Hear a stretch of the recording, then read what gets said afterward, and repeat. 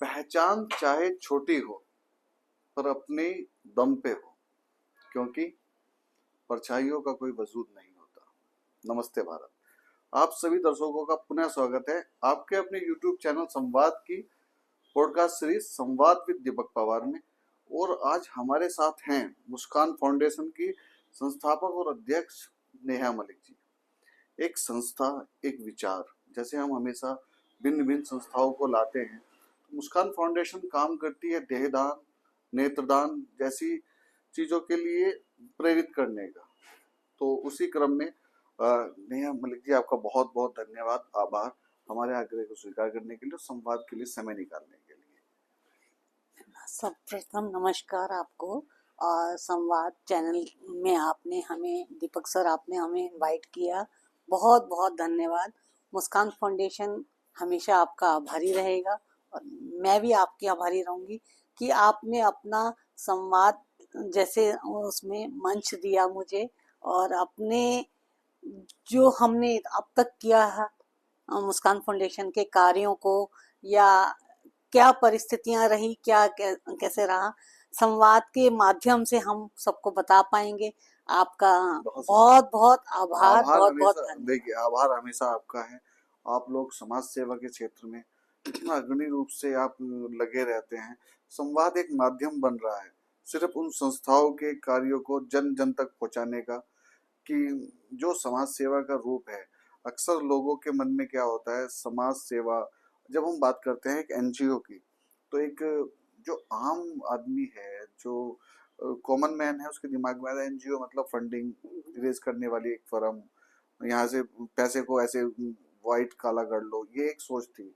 तो इस सोच को बदलने के लिए मैंने ये बीड़ा उठाया कि एक ऐसा प्लेटफॉर्म बनाऊंगा जहाँ पे संस्थाओं को लाऊं, संस्थाओं के विचार, क्योंकि किसी भी चीज के लिए नेहा मैम, जब तक हम स्पष्ट रूप से अपनी बात नहीं रखते हैं तब तक हम सत्य नहीं पहुंचा सकते, और आधा सच हमेशा खतरनाक होता है। तो इसी क्रम में संवाद की हमने स्थापना की, ताकि संस्थाओं का सच, हरिद्वार में बहुत सारी संस्थाएं हैं और निश्चित रूप से बहुत सारी संस्थाएं बहुत अच्छा कार्य कर भी रही हैं। जैसे मुस्कान फाउंडेशन काम कर रही है देहदान के क्षेत्र में, आप नेत्रदान के लिए लोगों को प्रेरित करते हैं, आप समय समय पर ब्लड डोनेशन कैंप लगाते हैं। तो सबसे पहला प्रश्न जो मेरा सबके साथ रहता है वो है पृष्ठभूमि, क्योंकि किसी भी संस्था को स्टार्ट करने से के लिए एक विचार, वो कहाँ से आया, संस्था की शुरुआत किसके द्वारा हुई, और आप संस्था को कब से चला रहे हैं, वो सब मैं आपसे क्रमबद्ध तरीके से जानना चाहूंगा। सर्वप्रथम तो ये है कि मैं नेत्रदान के लिए हमारी मुस्कान फाउंडेशन प्रमोट करती है जी। स्टार्टिंग हमारी प्रमोट करने के लिए नेत्रदान के लिए हुआ। इसका पृष्ठभूमि मैं बताना चाहूँगी थोड़ा सा। इसको नेत्रदान के बारे में मेरे को जानकारी नहीं थी जी। जब मेरी मैरिज हुई 1996 में। ठीक है। तब मेरे husband times I research foundation से जुड़े हुए थे। बहुत सुंदर। जो ऐश्वर्या राय की संस्था है। उसमें आई डोनेशन का वर्क करते थे वो, और स्टूडेंट लाइफ थी। और वो मैं सबको बताता चलूं, जब नेत्रदान की हम बात करते हैं, जो आपने बात की ऐश्वर्या राय जी की जो फाउंडेशन है, तो वो जब टीवी पे सबसे पहले ऐड आना स्टार्ट हुआ था तभी समझ में आया था, क्योंकि एक अलग तरह का ऐड था। क्योंकि ऐश्वर्या राय, उनकी दुनिया की सबसे खूबसूरत आंखें बताई जाती है, तब वो जब आके बोलती है कि नेत्रदान करना चाहिए, तो वो एक अट्रैक्शन लेता था। तो आप कंटिन्यू करिए। तो लेता था, इसी वजह से जब वो हम ऐड देखा करते थे तो इतना ज्ञान नहीं था, बस ये होता था कि आंखें दान मतलब संस्था चल रही है। जब हम पहले थे, जब मैं अपने ससुराल में आई और अपने हस्बैंड को देखा, एक बार की बात है, मैं बताना चाहूँगी कि जब मैंने उनका कार्ड देखा तो मैंने पूछा, तो उन्होंने बोला कि मैं ये शुरू से करता हूँ बहुत समय से, और मेरी फैमिली में सबने किया हुआ है। तो मेरे मन में जिज्ञासा हुई। वो कहते हैं हमारे शास्त्रों में भी लिखा है, जैसे लड़की का घर, लड़की की सोच, लड़की का सब कुछ पति की सोच पे या पति के आदर्शों पे चलता है। कि जिस भगवान को ससुराल वाले मानेंगे या हस्बैंड मांगेगा, वो पत्नी, मतलब वो वही कहते हैं, गुरु मंत्र पहले नहीं दिलवाते लड़की को कि बाद में होता है। वो चीजें लेकर मतलब नॉर्मल मेरे मुझे लगा जब मेरे हस्बैंड ये कर सकते हैं, ये कैसे होगा या क्या, मतलब उस समय हम हिमालयन हॉस्पिटल, मेरे फादर इन लॉ थोड़ा बीमार थे, तो मैं उनके लिए गई, तो मेरे को था कि मेरे को भी आई डोनेशन फॉर्म भरना है। उस जी, समय मुझे था कि फॉर्म भरना है। जब मुझे ये ज्ञात हुआ कि यहाँ पे भी भरे जाते हैं, हस्बैंड ने बताया, मलिक साहब ने, तो मैं आई बैंक खुद गई, तो उनसे पूछा, तो डॉक्टर साहब ने मुझे, डॉक्टर हर्ष बहादुर जी मुझे मिले थे, मतलब, तो उन्होंने मुझे बोला कि मैम ऐसे ऐसे प्रक्रिया होती है, आप फॉर्म भर दीजिएगा। मैं फॉर्म लेके बड़े उससे फॉर्म लेकर आई। और ये आपको मैं बताऊं, जब मैं हस्बैंड के साथ नहीं गई थी उस समय, अकेले गए थे। दवाई लेने गई थी, महीने के बाद हाँ, डॉक्टर ने कहा कि लाने की जरूरत नहीं है और दवाई लाना। तो वो उस समय, तो जिस दिन हम चेकअप के लिए गए थे, तो उस समय तो कोई वो ही नहीं था। हाँ। जब मैं अकेली गई थी, तो मुझे मेरे में जिज्ञासा तो थी पहले से कि जिज्ञासा तो पहले से आ रही थी, उस मतलब दिन बहुत आपको दिनों से थी, समय आया, मौका मिल गया उस दिन आपको कि मौका आज मिल तो गया, तो कर मैं दो बस लेकर काम। आई। और उसके बाद सर जैसे मैं अपना लेकर आई, मैंने अपने हस्बैंड को मतलब वो साइन वाइन तो उन्होंने करने थे, किया। फिर मैंने धीरे धीरे एक दो को बोला, तो सुनने में तैयार नहीं। पहली बात तो मेरे फैमिली वाले ही नहीं, मायके में ही नहीं सुनने को तैयार हाँ, थे। चलो उनको कन्विंस किया, धीरे धीरे हो गया। आ, कारवा चलता रहा। मैं जाती थी, जब जब जाती थी कि कुछ फॉर्म्स ले आई। धीरे धीरे डॉक्टर सब ने कहा कि मैम आप भरवाना चाहती हैं तो आप करना चाहती हैं। मुझे ये था कि जैसे मेरे हस्बैंड करवाते थे, हम्म, अब वो ऐसी लाइफ हो गई, मैरिज हो गई, अपना बिजनेस में भी वो ध्यान देने लगे, तो इस काम से उनका ध्यान कम हो थोड़ा गया। कम हो गया तो अट्रैक्शन। वो मैंने, मुझे लगा कि मैं कर सकती हूँ उस सही बात काम है। को, कि मैं जाती थी उनसे 5-6 फॉर्म ले आई, 10 फॉर्म ले आई। तो मुझे मुश्किल हुई कि 2 महीने में, 3 महीने में। तो एक बार हम लोग, मैं और मेरे हस्बैंड बैठ के बात कर रहे थे, उन्होंने कहा कि इस तरह से तो तुम नेत्रदान भरवा ही नहीं सकती, तुम फॉर्म हम्म, भरवा ही नहीं सकती, तुम बोल नहीं सकती, समझा नहीं सकती, झिझक काहे की। हम्म, जैसे नॉर्मल बात हो रही थी, हम चाय पी रहे थे, तो नॉर्मल उस दिन मुझे एक पिंच हुआ, और सब बैठे हुए थे, पिंच हुआ। मैं पढ़ी लिखी हूँ, मैं क्या नेत्रदान के बारे में नहीं बता सकती, क्यों नहीं बता सकती। फिर मैंने धीरे धीरे अपनी वर्क शुरू किया।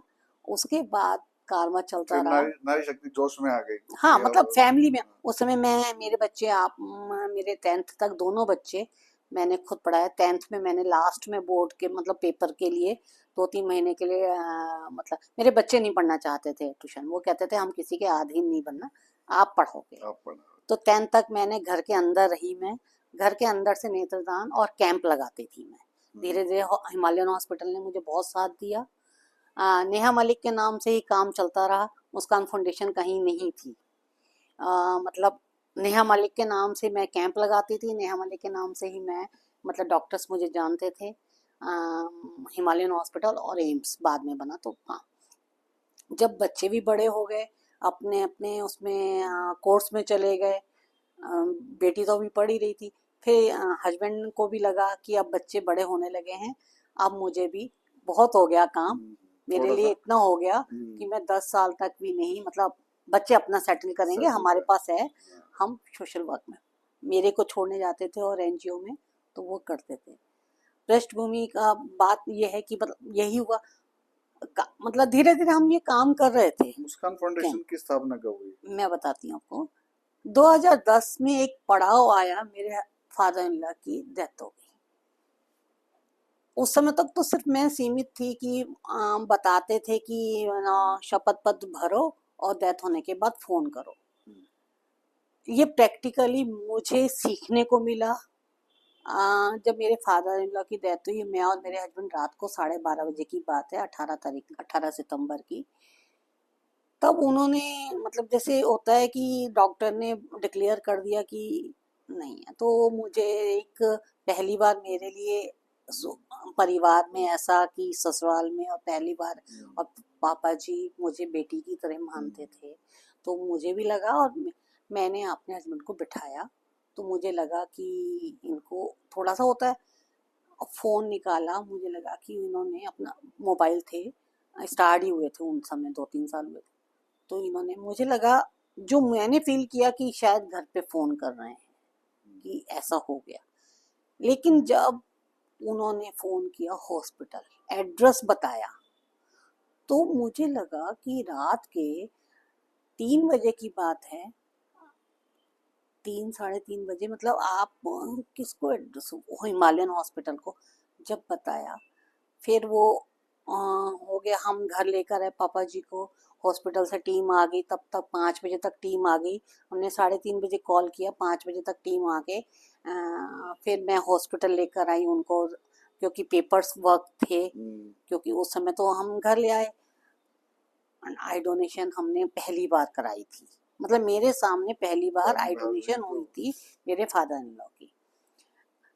उसके बाद फिर सर वो कारवा, मतलब 2010, 18 सितंबर, उसके बाद आगे नहीं पीछे नहीं, लग गए, कारवा शुरू होता गया, लोग मिलते रहे, जुड़ते रहे, कैंप लगाते रहे, आई डोनेशन के लिए अवेयर करते रहे। कहाँ हमें 2 महीने में एक मिल रहा था, फिर बीच में टारगेट बनाया कि महीने में 5 तो करने ही करने हैं, चाहे हमें डोर टू डोर जाके करें, चाहे फैमिली के मेंबर। फिर हमने पहले, सबसे पहले कहा डोर टू डोर तो हम जा नहीं सकते, बच्चे छोटे हैं और आप शॉप पे हो और मैं नहीं कर सकती। तो फिर हमने अपने फैमिली के जितने भी इन लॉ, मतलब जहाँ रिश्ते, और कई बार तो ये मजाक में बात आती थी, इनके पास, नेहा के पास तो बैठना नहीं है। भाई आग निकलवा लेंगे। हाँ, और जब मेरे भतीजे और भांजे जब छोटे थे, तो कहते थे कि मासी तो कोई भी शादी हो, बुआ की मतलब कोई भी शादी हो तो वहां पे भी स्टॉल लगा देगी नेत्रदान का, मतलब यहाँ तक भी बात आती थी। वो एक मजाक में कई बार मजाक, कारवा चलता गया सर, लोग जुड़ते गए, कैंप लगते गए, हॉस्पिटल जुड़ते गए, डॉक्टर्स मिलते गए। और फिर लगने लगा कि नेहा मलिक बहुत, मतलब कुछ बैनर के, क्योंकि हम मीडिया में जाते थे, लोग हमें कहते थे हम मीडिया में प्रचार के लिए, कि ताकि प्रचार से ही हमें वो, मुझे याद है एक बार संवाद वहीं पे भी था नेत्रदान के ऊपर, तो कुछ लोगों को बुला रखा था हिंदुस्तान में, सुनील डोभाल जी थे, मुझे उन्होंने कहा मैम बैनर क्यों नहीं है आपका, आप इतना अच्छा काम कर रही हैं, बैनर क्यों नहीं है। तो शायद सुनील डोभाल जी को आज भी मैं धन्यवाद देना चाहूंगी, उन्होंने एक मार्गदर्शन दिया, फिर हमने बैनर कर। कई बार बैनर से याद आया, कई बार लोग क्या करते हैं, हम सोचते कि हमारे नाम से काम चल तो रहा है, फिर एक बात आती है कि बैनर क्यों चाहिए, एक फाउंडेशन का नाम क्यों चाहिए, एक फाउंडेशन क्यों चाहिए।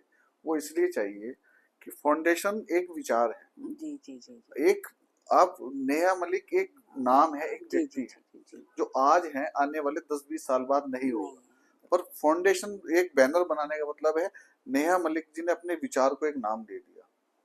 अब जैसे स्वामी रामदेव है, वो पतंजलि क्यों नाम दिया उन्होंने, अगर वो रामदेव ही रखते, पर रामदेव एक दिन चले जाएंगे, पर पतंजलि युगों युगों तक चलेगी। तो इसीलिए जो विचार, जो संस्था है, उसकी नींव डालना बहुत जरूरी है।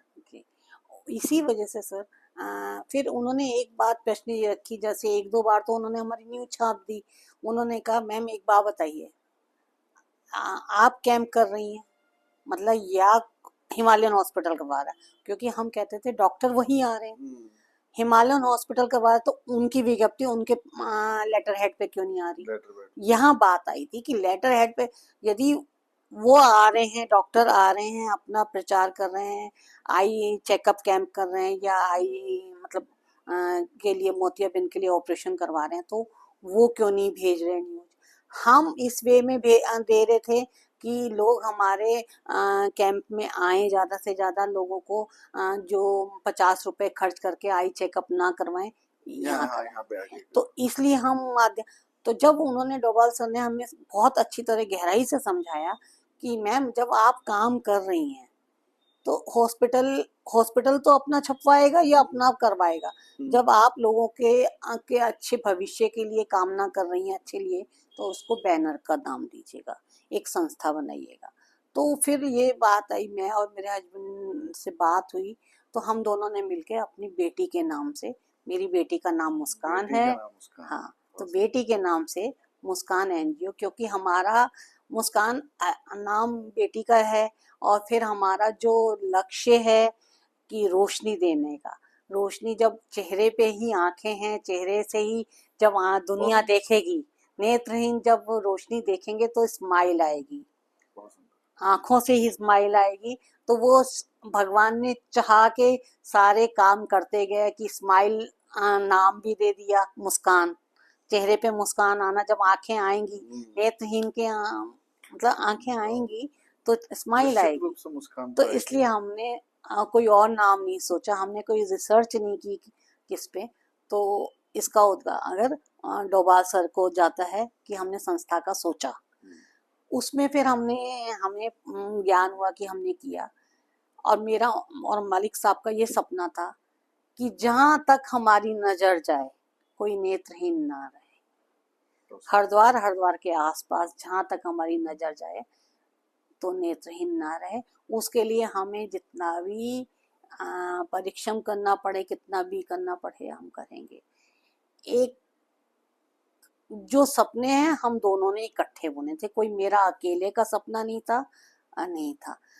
हम आपस में बात करते थे कि कुछ ऐसा करके जाएंगे कि नाम को कोई याद ना करे, काम को याद करे। ये है भारतीय नारी की परिभाषा, जो पति के सपने को भी अपना बना लेती है। दोनों मिलके करते थे। जैसे कहीं उजागर कभी उनका हुआ तो मैंने भी उसको सहमति दी, और उनका हुआ तो उन्होंने भी देखो सहमति। स्टार्टिंग में तो उन्हीं का सपना था, बस वही कर रहे थे, वो आपने मेरी तो आज आके उसमें अपनी बिल्कुल। सहभागिता कर दी। और हमेशा मैं आखिरी सांस तक, या जब भी मेरे किसी भी पत्र में, या मतलब जो भी आप लेख में कभी भी मतलब कभी भी कोई 10 साल 20 साल में भी पड़ेगा कि मुझे प्रेरणा कहाँ से आई, मुझे मेरे पति से आई। बहुत सुंदर। और आज भी वो शारीरिक रूप से नहीं है हमारे साथ, मैं आपको आगे बताऊंगी, नहीं है, लेकिन उनके मार्गदर्शन पे चलना मेरा एक एम है।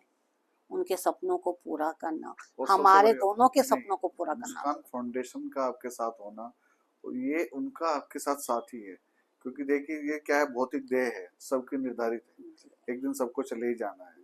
तो जिसका जितनी जल्दी रोल खत्म, वो परमात्मा को पता है कि कितना चलेगा खिलौना, उतना है। पर उसके बाद उनके विचार एक संस्था के माध्यम से उसे आप आगे लेके बढ़ रहे हो, और ये ऐसे ही चलता जाएगा कारवां। और देखो आपके चेहरे पे स्माइल आती है। लिटरली आपने जो बात बोली कि मुस्कान, जब किसी को आंखें मिलती है तो मुस्कान आती है, पर वो मुस्कान मैं आपके फेस पे बार बार महसूस कर पाता हूँ, वो खुशी, कि जब आपने बोला कि हरिद्वार और हमारे आसपास का कोई नेत्रहीन ना रहे, तो ये एक छोटी बात नहीं है मैडम, ये बहुत बड़ी बात क्योंकि है। सर मैं अभी मतलब ये है कि जब हमने सपना देखा, सोचा, 2017 में रजिस्टर्ड करवाई, जब हमें लगा कि अब हमें इसमें पीछे नहीं हटना, हमने अपना स्लोगन रखा, जीते जी रक्तदान, जाते जाते नेत्रदान, जाने के बाद देहदान। 2015-16 से जॉलीग्रांट में देहदान के लिए अप्रूवल मिल चुका था, पहले भी मिल चुका था, लेकिन जब हमें एक जानकारी हुई, कहते हैं ना, जब हमने बिल्कुल हर चीज को रिसर्च किया, कहाँ से हमें कुछ कहाँ मिले।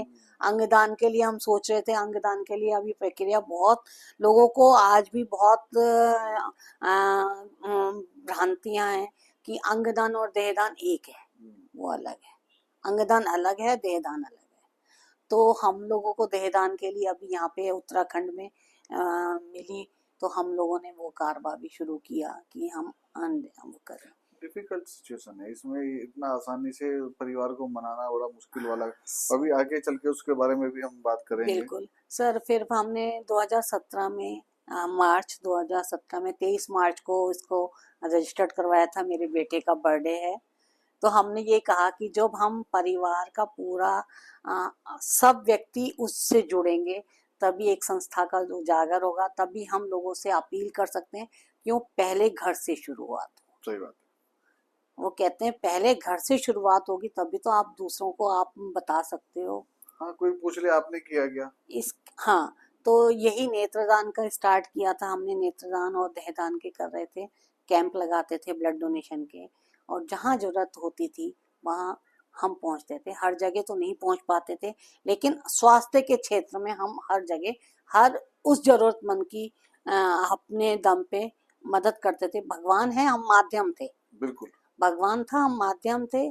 फिर धीरे धीरे जब हमने 2017 में है, तो लोग हमारे से बहुत अच्छे सम्मानित सदस्य सब जुड़े, जिसमें हमारे अरुण पाठक जी भी हैं और डॉक्टर्स भी हैं, सारे अपने मेंबर्स भी हैं, बहुत लोग बाहर बाहर के लोग भी जुड़े, जिन्होंने कहा कि हम समय नहीं दे सकते, हम सहयोग कर सकते हैं। 2017 में हमने फिर इसकी उदाहरण एनुअल फंक्शन भी किया। उसमें सब कुछ हमने क्या नाम देहदान के लिए संकल्प पत्र भी भरवाए।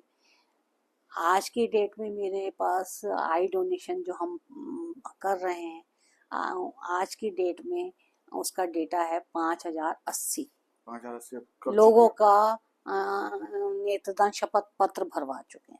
80 81वीं माला कल IT1 कल एक सदस्य आए थे, भर के गए हैं, उनका एक हफ्ते बाद, मतलब जब मैं वो काउंट करती हूँ जब मैं उनका कार्ड उनके घर तक पहुंचा तो 5080 हो गए हैं, मेरे लिए बहुत बड़ी बात है।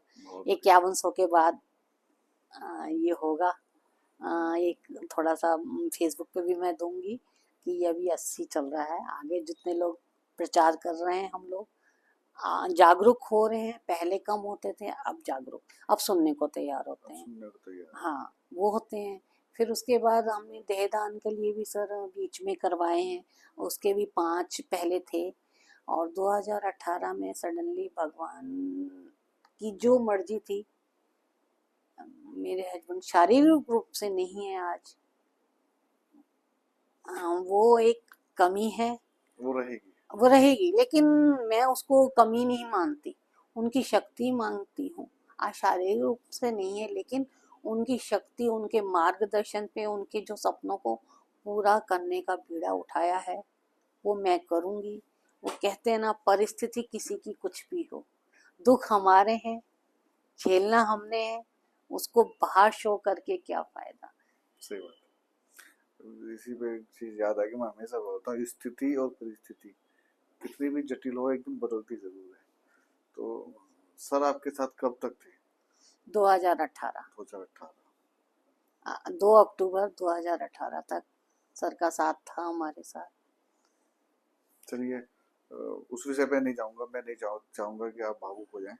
तो उसके बाद 2018 के बाद अब कंटिन्यूस अकेले लेके कारवां को आगे बढ़ रहे हैं। हाँ, 2000 मुझे याद है, 2018 के बाद जब लोग आते थे मेरे पास स्टार्टिंग में, जैसे 13-14 दिन आए हैं, ये भी आए हैं, तो मैं सब बोलते थे, एक आश्वासन देते कि नहीं भाभी रुकना नहीं, नेहा रुकना नहीं, अपनी संस्था को चलाना। तो मैं सबसे यही कहती थी कि नहीं रुकूंगी नहीं, उस समय तो मैं यही कहती थी। मेरा मानना ये है कि शायद भगवान की मर्जी होगी, या मलिक साहब को पता होगा कि हम दोनों का सपना कोई एक ही पूरा कर सकता था, चाहे मैं पहले चली जाती तो वो पूरा करते, या वो चले जाते तो मैं, क्योंकि ये सपना छोटा नहीं था कि जो हम दोनों ने बुना और 1 साल में वो स्वेटर तैयार हो गई और पहनी गई, वो देखो, नहीं था। ये जब आप बात कर रहे हैं, जब आप भावुकता से बात करते हैं, और हम एक फाउंडेशन की बात करते हैं, इसीलिए संवाद बनाया। एक संस्था का नाम जान लेना, उसको सिर्फ NGO बना के 3 शब्द में सीमित कर देना, उससे बाहर निकालने की प्रक्रिया है संवाद। मेरे लिए संवाद, जैसे आपके लिए मुस्कान फाउंडेशन छोटी चीज नहीं है, बिल्कुल सेम मेरे लिए संवाद छोटी चीज नहीं है। मैं यही चाहता था कि एक समाज सेवा, एक संस्था जो 3 शब्दों में बंद के रहेगी, NGO, उस NGO के पीछे की जो कहानी है उसको लाने के लिए ये मंच तैयार किया, किसी और चीज के लिए नहीं, राजनीति, क्योंकि राजनीति, विज्ञापन, उनके लिए हमारे पास बहुत प्लेटफॉर्म्स हैं, पहले से हैं। तो ये संवाद की खूबसूरती यही है कि जो आपने इतने डीप से बताया है, क्योंकि एक विचार, और आप देखो उस विचार को कैसे लेके चल रहे हो। सामने वाला सिर्फ 2 शब्दों में का मुस्कान फाउंडेशन उतना पढ़ने से नहीं जान पाएगा कि उसके पीछे की जो नींव का पत्थर है उसकी क्या सोच है। तो इसके अलावा, मुस्कान फाउंडेशन के अलावा आपका और किसी क्षेत्र में भी योगदान रहता है, उसके बारे में भी थोड़ा विस्तार से, क्योंकि हमने नेत्रदान की बात कर ली, हमने देहदान की बात कर ली, हमने रक्तदान की बात कर ली। यदा कदा आप रक्तदान के कैंप लगाते रहते हैं। नेत्रदान का आंकड़ा हमारा 5080 हो गया है। देहदान का आंकड़ा भी हमारा 5 देहदान हम सफलतापूर्वक अब तक करवा चुके हैं, और 22 शपथ पत्र भर चुके हैं। 22 शपथ पत्र भर चुके हैं, तो बहुत अच्छे नंबर्स हैं। और जैसे जिस स्थिति, क्योंकि ये देहदान एक जटिल प्रक्रिया है, और सबसे ज्यादा मुश्किल है परिजनों को समझा पाना। आगे बढ़ने से पहले मेरा एक प्रश्न कि जैसे किसी व्यक्ति ने शपथ पत्र भर दिया, दोनों ही सेगमेंट में बात करूंगा, नेत्रदान के लिए, देहदान के लिए, जी। तो जब भी वो व्यक्ति नहीं है, उसका परलोक गमन हो गया है, उस समय पे परिवार की स्थिति क्या होती है? क्या वो आराम से आपको अनुमति दे देते हैं? सर मैं इसमें दो तरह से बताऊंगी आपको कि हम लोग जैसे एक बार ऐसा हुआ जब हमें, क्योंकि कोई कहते हैं ना कोई काम करने के बाद यदि हमें कोई ठोकर मिलेगी तो हम उसको आगे से रास्ता अपना चुन के चुन चलेंगे, के चले। कि वो रास्ते पत्थर पे हाथ पैर नहीं रखेंगे, अलग से चुनेंगे। हमारे सामने दो रास्ते आते हैं, एक सीधा और एक गलत। हमें पता है कि हमने कौन सा सही रास्ता कौन सा चुनना है। चुनना है? तो एक बार कैसा हुआ था सर, हमारे पास आई डोनेशन की मतलब कॉल नहीं आई थी।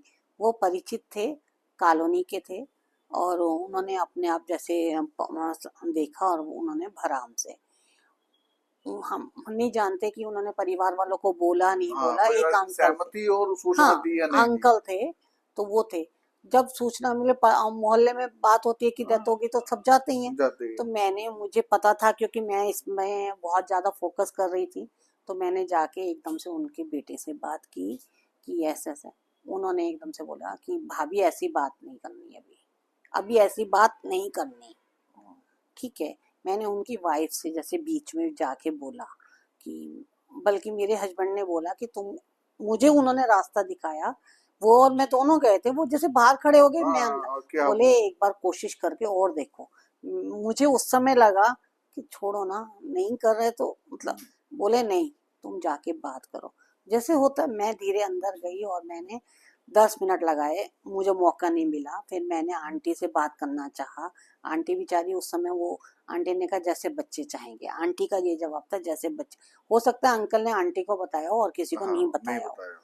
तो मैंने उनकी वाइफ से बात की, बेटे की वाइफ से, कि ऐसे ऐसे अंकल ने भर रखा था। वो बेटे मतलब बेटे से तो मैंने सिर्फ नेत्रदान करवाने की बात की थी। उन्होंने कहा नहीं, हमने नहीं भरना। तो मैंने पूर जो मतलब कोशिश की कि जैसे खाली बीच में, मतलब मुझे आधा पौन घंटा कन्विंस करने में लगे। इधर से मेरे हस्बैंड उनके बेटे के साथ कोशिश कर रहे थे कि बात माने। एक ही बेटा था और एक ही मतलब उनके बेटी नहीं थी। तो वो हमें उन्होंने मना कर दिया और हमारी टीम आ चुकी थी। पहले उन्होंने हाँ कर दिया, जैसे पता चला पहले हाँ कर दिया, या किसी से मतलब हम तक सूचित था कि टीम बुला लो। जब हम उनके घर पे जैसे बात करने की कि टीम अभी आ रही है और ऐसा, उन्होंने हमें मना कर दिया। तो हमारे मतलब दरवाजे तक टीम पहुंच गई, तो हाँ वापस चली गई। एक केस हमारे साथ ये हुआ। तो हमने सीख लिया, फोन आएगा या हम फोन करेंगे, पहले कंफर्म करेंगे, तब हम टीम को बुलाएंगे। एक रास्ता, एक माध्यम हमने ये चुना। दूसरा फिर हमने ये करना शुरू कर दिया, जो व्यक्ति फॉर्म भरता है तो पहले तो हम ये सोचते थे, अब हम उनको वो कहते हैं विटनेस के साइन आप अपने फैमिली के 2 लोगों के कराएंगे। हाँ, क्योंकि आप एक तो तो चले जाओगे। नॉमनी, एक नॉमनी कि आपने वाइफ के या बेटे के कर लिया, एक दूसरे के कराएंगे, बेटी के करवाएं या किसी के करवाएं, ताकि एक परिवार का ब्लड रिलेशन वाला चेंज करता है तो दूसरे के है। तो और फिर उसके बाद यदि हमें कहीं से आता ना, बढ़ने का मन तो मेरा है लेकिन बच्चे नहीं तो हम बच्चों को कन्विंस करते हैं, चाहे उस फॉर्म को भरने में हमें उस परिवार को 3 महीने लग जाए, 1 महीना लग जाए, 10 दिन लग हाँ, जाए, क्योंकि क्या क्या होगा ना पहले कि हम उनको वो कन्विंस तो करते हैं। चले जाएंगे, यस सर। और फिर बाद में कन्विंस तो बच्चों को करना है। इससे कन्विंस इससे कर, बेटर है कि वो प्रक्रिया हम पहले कर लें। हाँ कन्विंस करना पड़ता है, फिर हम करते हैं। फिर उस केस में टाइम लिमिट भी रहती होगी, जैसे आइस है हाँ 6 घंटे, तो 6 घंटे। 6 घंटे में। हाँ।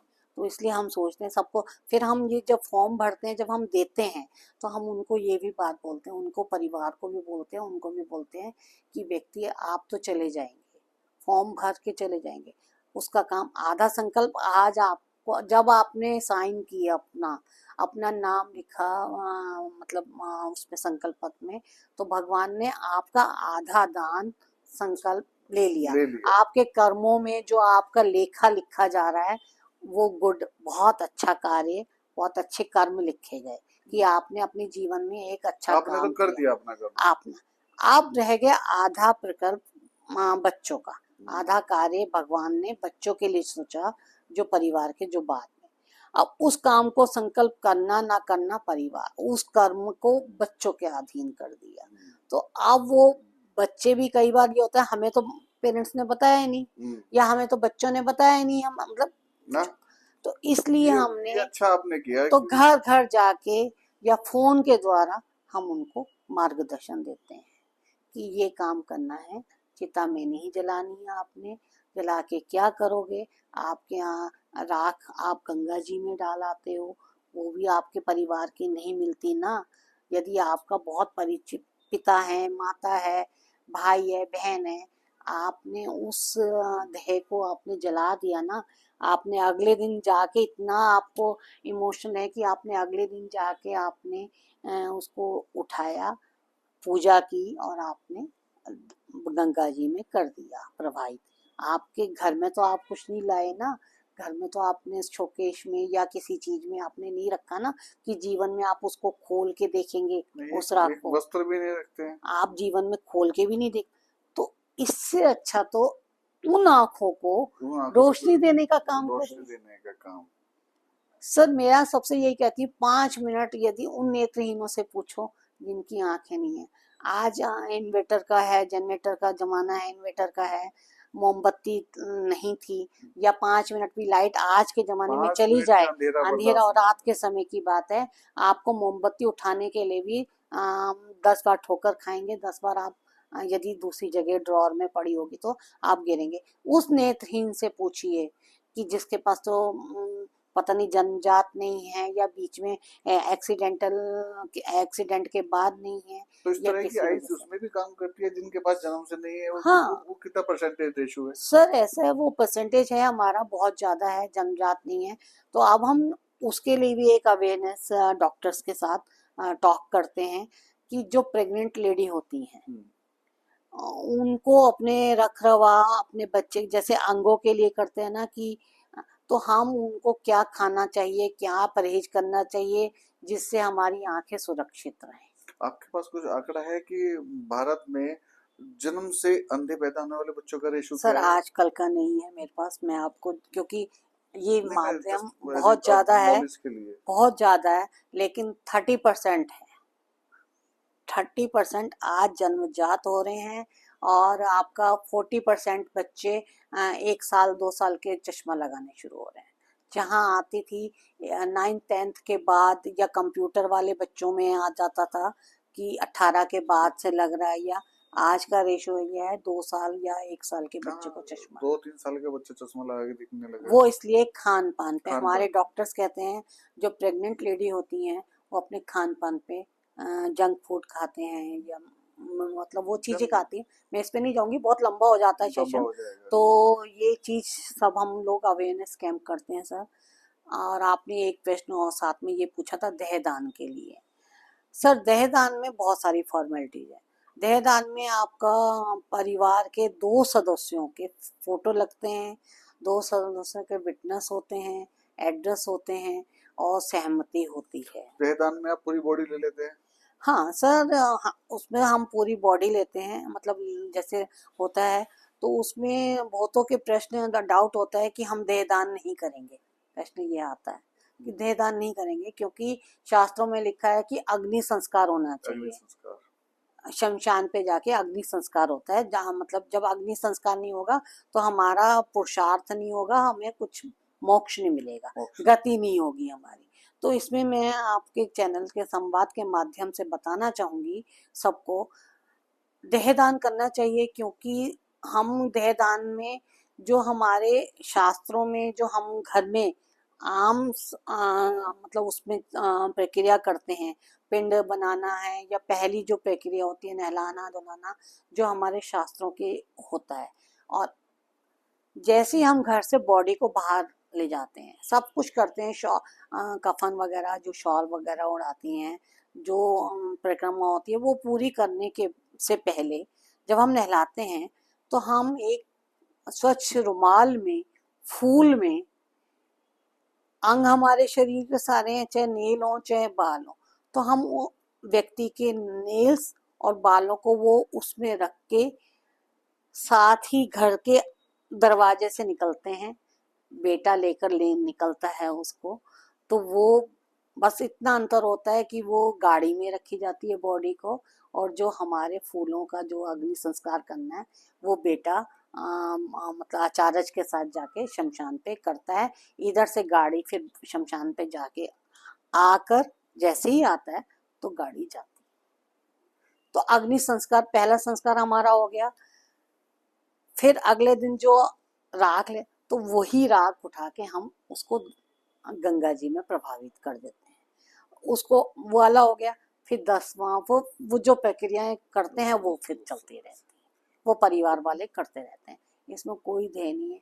और उसके बाद जब हमारा देह जाता है तो वहाँ भी प्रक्रिया होती है, पूजा होती है, पूजा के बाद सब रखते हैं। जब डॉक्टर रिसर्च हो जाती है या जो उनको बोन्स चाहिए होती हैं, जो हड्डी हल्की हल्की, क्योंकि रिसर्च के लिए भी चाहिए होती हैं, दूसरी दवाइयाँ बनने आजकल आपको पता दवाइयाँ बनने के लिए भी हड्डी चाहिए होती है। जो प्रक्रिया उनकी होती है जिस डिपार्टमेंट की, वो करने के बाद सारी बॉडी क्रिमिनेशन के लिए होती है, वो वहाँ पे भी पूजा करके क्रिमिनेशन होता है, तो वो हमारे डॉक्टर्स बनते हैं। ठीक है, ये दोनों तीनों सेगमेंट में हमने बात कर ली। अभी हम बात कर रहे थे इसके अलावा इसके आपके। अलावा सर, इसके अलावा हम आज से 10 साल से 11 साल हो गए, पहले हम से सीमित परिवारों में, जैसे अपने दोस्ती यारी में इनके फ्रेंड्स, हम मेरा फ्रेंड सर्कल या जो भी थोड़ा बहुत अपने घर का जो वेस्ट ऑफ सामान जो हमारे किसी काम का नहीं है, फॉर एग्जांपल हमारे पास ये कप है, हम कप में चाय पी के बहुत दिन मतलब बहुत हो गया, हाँ, बोर हो गए, तो वो हमारे लिए नहीं है, तो हम इसको बस्ती में बांटते हैं। अच्छा। कपड़े जो हमारे लिए वेस्ट है वो हम सामान सब बस्तियों में, हमारे ऑफिस में आता था, हम सब तो बांटने ये जाते थे। प्रक्रिया अभी भी चालू है। उसके बाद फिर धीरे धीरे 2017 के बाद हमने फेसबुक अपने फ्रेंड सर्कल से ज़्यादा बढ़ के फेसबुक पे, इंस्टाग्राम पे, मतलब जो भी हमारा प्लेटफॉर्म था, या लोगों को वैसे कह के अवेयर करने लगे। सबको ये लगा, पहले ये लगता था कि कहाँ करें, क्या करें, कहाँ जाएं, मेड भी नहीं लेके जाती इतना समय, तो सब हमें धीरे धीरे करना वो हमारे ऑफिस में देते थे, हम हमारे मेंबर्स आके उसको सेट करते थे। अब 3 साल से सर हमारे पास बच्चे आते, 3-4 साल हो गए मेरे पास, मैं इंटर्नशिप भी करवाती हूँ बच्चों की, जो यूनिवर्सिटी ने सोशल इंटर्नशिप का नाम दिया है, वो एनजीओ में जाके बच्चे सीखें। तो मेरे पास बच्चे आते हैं, मुझे चौथा साल हो चुका है, 5वां साल है इस समय, तो मैं कोर के बच्चे भी आते हैं, एचईसी के भी आते हैं, और पेट्रोलियम के लगातार चौथा साल से आ रहे हैं, 4 साल हो गए हैं सर। और उसमें मैं फिर बच्चों से काम करवाती हूँ, मतलब करवाती हूँ, फिर बस्तियों में बंटवाने जाती हूँ। डीपीएस दौलतपुर की बसें आती हैं भर भर के मेरे पास, स्टूडेंट लाते हैं, स्टूडेंट को मैं लेकर जाती हूँ, उनके हाथों से देना सिखाती हूँ, और ये सिखाती हूँ सिर्फ आंखें नीचे करके देना, आंखें आम सामने नहीं। डीपीएस दौलतपुर की पूनम श्रीवास्तव मैम मुझे हमेशा यही कहती है, मैम कुछ सिखा दो बच्चों को, उनको देने की भावना सीखते हैं उनको, क्योंकि पैम्पर होते हैं बच्चे, शाही मिला होता सब कुछ, उन्हें देने की, और देने का तरीका सर हम बस्तियों में हम शुरू से यही है कि हम उसको ऐसे नहीं कि आया और चले, उसको प्रेस करते हैं, जो प्रेस नहीं तो तय करके उसको इस हालत में देते हैं कि वो ये सोचे कि ये मेरा है, सुंदर। ये कोई हमें दान में नहीं दिया। हम उनसे उनके पास समय बिताते हैं। हमारा पेज मैं लाइव देती हूँ, फेसबुक लाइव इसलिए देती हूँ, हर प्रोग्राम, आजकल इंटर्नशिप आ रही है तो मैंने लाइव देना शुरू कर दिया, ताकि पेरेंट्स को ना लगे कि मेरे बच्चे से क्या काम किया जा रहा है, और बच्चों को लगे कि हम अच्छा काम करेंगे और अच्छा करेंगे, लोग देखकर और बच्चे भी देखकर अच्छा करेंगे, ये भी माध्यम है। कोई हम नेत्रदान के बारे में सिखा रहे हैं, देहदान के, जो भी हमारी संस्था काम कर रही है, और हम बस्तियों में अभी बच्चे को लेकर गए थे, उन्होंने अपने हाथ से बांटे, बहुत खुशी, और उन्होंने कहा हम भी मैम आगे से जो भी हमारे पास जो हम नहीं पहन सकते वो हम देने आएंगे। सर अगली बार 2 बच्चे इस एक हफ्ते के अंदर 2 बार अपने अपने एक बैग दे गए। बहुत सुंदर, बहुत सुंदर। बहुत सीखने को बहुत खुशी होती है जब किसी के बस्ती में, यदि हम किसी को उसी समय आंटी ये हमें पहनना है, ये हम पहनेंगे, और यदि किसी की मनपसंद कोई चीज उसमें मिल जाती है, कोई ड्रेस मिल जाती है, तो जो खुशी होती है ना सर, हम अपने कुछ भी काम कर लेंगे ना, वो खुशी नहीं मिलती जो खुशी हम नहीं कर। मिल सकती वाकई। जो देने में खुशी है ना, जिसको जिसको छोड़ना आ गया, जिसको देने में खुशी आने लग गई ना, उसके ज़्यादा, जैसे हमारी संस्था है सत्या फाउंडेशन, तो सत्या फाउंडेशन का हमारा स्लोगन यही है कि मानव सेवा हमारे लिए विकल्प नहीं प्राथमिकता है, क्योंकि हम सत्या वही फाउंडेशन वही है। जी जी तो मुझे पता मानव सेवा हमेशा प्राथमिकता होनी चाहिए, क्योंकि आपने मेरे लिए ये नया है, आपने बोला जैसे कप, जो सामान एक्स्ट्रा है, तो बहुत सारी चीजें हैं, बच्चे बड़े हो गए, बच्चों के छोटे कपड़े हैं, छोटे कपड़े, खिलौने हैं, वो सब चीजें, तो जो आपके पास अतिरिक्त है वो आप सर। उसी को देने की बात कर रहे मैं आपको बताऊं बहुत ही है, जब हमारा सॉक्स हम आप और अपनी बात करेंगे, समाज की बात नहीं करेंगे। हैं।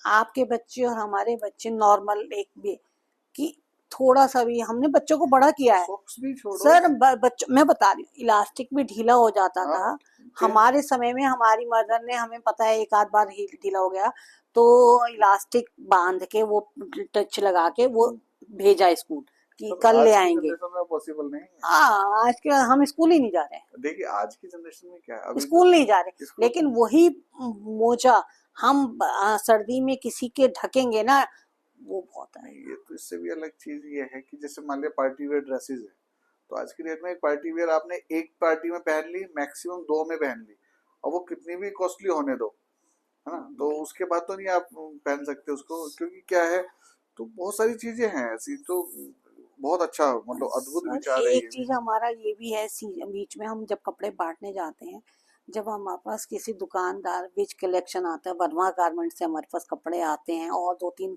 लोग हैं हरिद्वार के मोती अच्छा, कि हम नए कपड़े जो उनके बिल्कुल पुराने हो हाँ जाते वो हैं, जैसे थोड़े बहुत होते हैं, कई बार क्या थोड़ा कट निकल गया है हाँ या फिर वो मतलब, चीज है, वो हम रिपेयरिंग करके हम कई तो नए होते हैं कि हम्म, चेंज कर रहे हैं, हम्म, या एक आध पीस रह गया, बहुत सारा साल हो गए। सर जब हम उसको हम नए नए कपड़े जो स्लोट उनमें से होता है अलग रखते हैं। शांति कुंज में जब लड़की की शादी होती है ना, तो हम पूरा 11 का सेट बना के देते हैं, 11 लड़के 11 उसका। और दूसरा जो बिल्कुल वैसे होते हैं, तो उनकी फैमिली जब लेने आती है हमसे, हम उनको बोल देते हैं कि आओ, या कोई और मतलब जरूरतमंद, तो वो कहते हैं कि लड़की के लिए तो हम नया देते हैं, लड़की की शादी में हमने एक ये कर रखा है, मतलब जो हम क्रॉकरी होती है जो, तो नया वो देते हैं। हमने गिफ्ट देना है, सगन देना है, उसके साथ इसमें सब कुछ नया पड़ा हुआ है। जो लड़की की बहन होती है या लड़के की बहन होती है जो खरीद नहीं सकते हैं, वो सितारे सतूरे वाले कपड़े जो फैंसी कपड़े हैं वो वहां से लेकर बस, पहन, अच्छा, कितना अच्छा विचार है, तो वो हम अतिरिक्त दे रहे हैं। अतिरिक्त का ही दान करना है, तो दान कर तो हमारे शास्त्रों में लिखा है, दान करने से कभी घटता नहीं है। क्योंकि सर मैंने देखा है कि सबके अपने अपने प्रकल्प होते हैं, पेड़ लगाना वो करना, हम सब चीज में नहीं भागते हैं सर, नहीं, हम सब कुछ कर भी नहीं हम सकते, नहीं हम कर सकते, हम सामर्थ्य में भगवान ने बस स्वास्थ्य के लिए देखा है। देखिए मेरा एक कैंप लगाने का मतलब ये होता है कि यदि मैं 50 रुपए की फीस है डॉक्टर, कम से कम, या 100 रुपए की है, या 200 की है, दो दो लक्ष्य लेकर चलती हूँ कि दो लक्ष्यों को पूरा कर पाऊँ। एक तो ये है कि यदि कोई बुजुर्ग हैं, बच्चों के पास टाइम नहीं है और अपनी आंखों को दिखाना है, नहीं है, कैंप लगवा दिया, या स्वास्थ्य को लेकर कोई भी डॉक्टर को लगा दिया कि वहां तक चल, कैंप में तो खुद ही कॉलोनी से आके ऑफिस में आके या जहाँ भी कैंप लगा है वहां, जब हम यदि 50 लोगों की निशुल्क आंखें चेक करवा रहे हैं, उनको नहीं है, वो अपने बच्चों पे भी नहीं बोझ बनना चाह रहे, देखो होता है कि भैया 100 रुपए देना मुझे अपनी आंखें, या बच्चों के पास टाइम नहीं है, दो चीजें है ना, एक तो टाइम नहीं है, बुजुर्ग लोग आ गए एक अपनी आंखें बात दिखा दी। 50 रुपए की भी नहीं है, बात है जिस लेवल के डॉक्टर साहब बुला रहे हो, सिर्फ 50 रुपए पर्चे की बात नहीं, वहां तक जाना।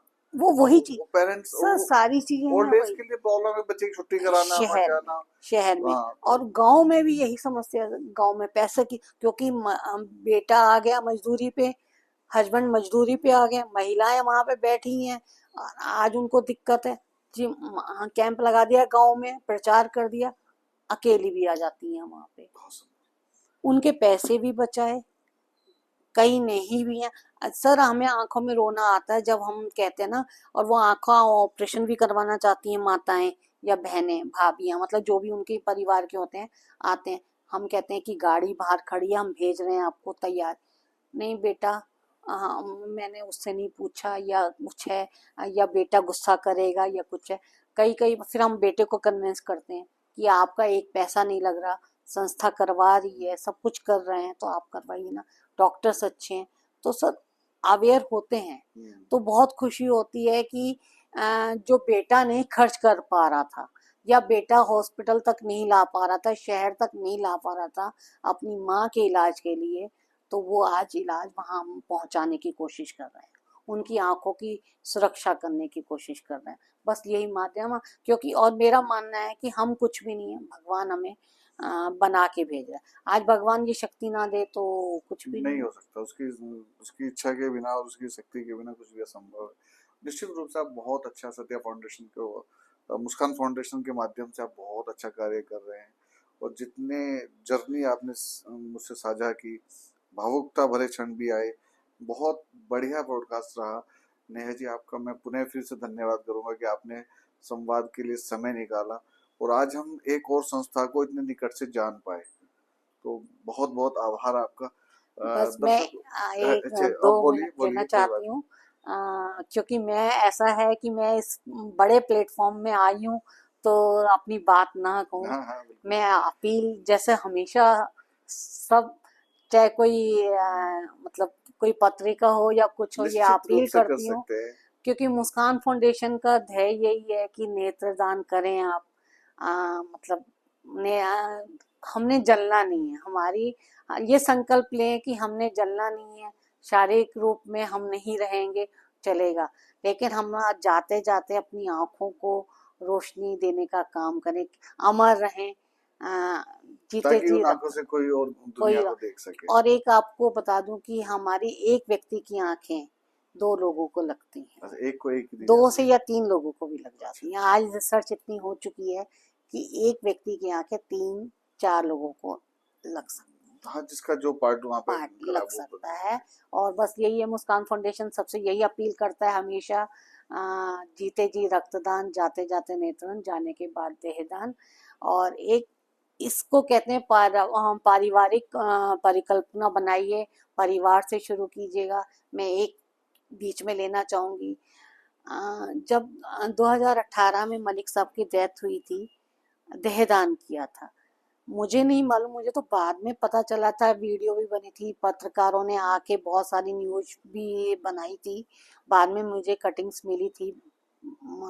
सब पत्रकार भाई बंधु मेरे पास आए भी थे संवेदनाएं देने, उसमें से एक ने मतलब बोला कि हमें डॉक्टर राधिका नागरथ जी ने फोन करके बुलाया कि आप देखिए, जो मुस्कान फाउंडेशन नेहा मलिक सबसे अपील करती है, नेत्रदान करो, नेत्रदान करो, देहदान करो, कुछ नहीं रखा, वो आज प्रैक्टिकली आपको सामने देखने को मिलेगा। इस उनके फोन की वजह से बहुत पत्रकार आए थे, अपने साक्षात्कार देखा उन्होंने इसका करते हुए कि नेत्रदान हुए मलिक साहब के, देहदान हुआ, उत्तराखंड का पहला देहदान था। अच्छा। ये न्यूज में आया था, बड़े बड़े अखबारों में भी आया था कि उत्तराखंड का पहला देहदान था, कि मतलब ये मलिक साहब का था। और मैं इस बात को कमजोरी मान लूं या कैसे मान लूं, लेकिन मेरी ताकत है ये शक्ति आपकी, ये है, ये ताकत है। मेरी शक्ति है, उनको याद करना, उनको समय समय पे करना। और मैं साल में 2 बार कैंप लगाती हूँ, उनके बर्थडे पे ब्लड डोनेशन कैंप, और उनकी पुण्यतिथि पे। मेरा मानना हमेशा यही, ब्लड डोनेशन कैंप में सब पूछते हैं तो यही बात बोलती हूँ कि व्यक्ति को एक दिन याद किया जाता है, 13 दिन याद किया जाता है, समाज परिवार वाले जरूर जीवन भर याद करेंगे, समाज महीना याद कर लेगा, 2 महीने, 1 साल, बरसी तक, उसके बाद मतलब समाज नहीं याद कर पाता, या कभी कभार कभी किसी कोई खास बात ओकेजन होगी, पे कुछ बात हुआ तो बात लेकिन निकल आया। मैं मजबूर कर देती हूँ समाज में सब अपने परिचित अपने सबको कि मलिक साहब की बात करो, बैनर लग जाते हैं, उनको व्हाट्सएप से या सबसे मैसेज मिल जाता है आज कैंप है, कम से कम वो मेरे पास आते हैं, मलिक साहब की ही बात करते हैं तो उनको याद किया जाता है, किसी तरह से उन्हें श्रद्धांजलि दी जाती है। और उनके सपनों को पूरा करना मेरा ही जीवन का लक्ष्य है। परिवार चलता रहेगा, बच्चे करते रहेंगे, बस आगे भगवान इतनी शक्ति दे, आप जैसे भाइयों के नहीं, और आप बिल्कुल, ये जैसे कारवां सबके ऐसे ही माध्यम बढ़ता से रहेगा। चलता रहेगा। हमारी संवाद की पूरी टीम की तरफ से आपको शुभकामनाएं हैं। आप जिस लगन और जिस मेहनत और जिस ईमानदारी से आप लगे हो, ऐसे ही लगते रहेंगे, कारवां बढ़ता रहेगा। तो इसी क्रम में अभी समय आ गया है विदा लेने का, कि जैसे मैं हमेशा बोलता हूँ कि हमारे आसपास बहुत कुछ अच्छा हो रहा है और हम प्रयास करते हैं उसे आप तक लाने का, ताकि संवाद जारी रह सके। तो आज हम बात कर रहे थे मुस्कान फाउंडेशन के अध्यक्ष नेहा मलिक जी से। उनसे हमने जाना मुस्कान फाउंडेशन किस क्रम में कार्य करता है, किस तरह के विचार। आपको निश्चित रूप से इस पॉडकास्ट में बहुत कुछ जानने को, सुनने को मिलेगा, समझने को मिलेगा। और पॉडकास्ट अगर आपको अच्छा लगे तो वीडियो को लाइक और चैनल को सब्सक्राइब करना बिल्कुल मत भूलना, क्योंकि अच्छी चीजों को फैलाना हमारी नैतिक जिम्मेदारी है। नमस्ते भारत।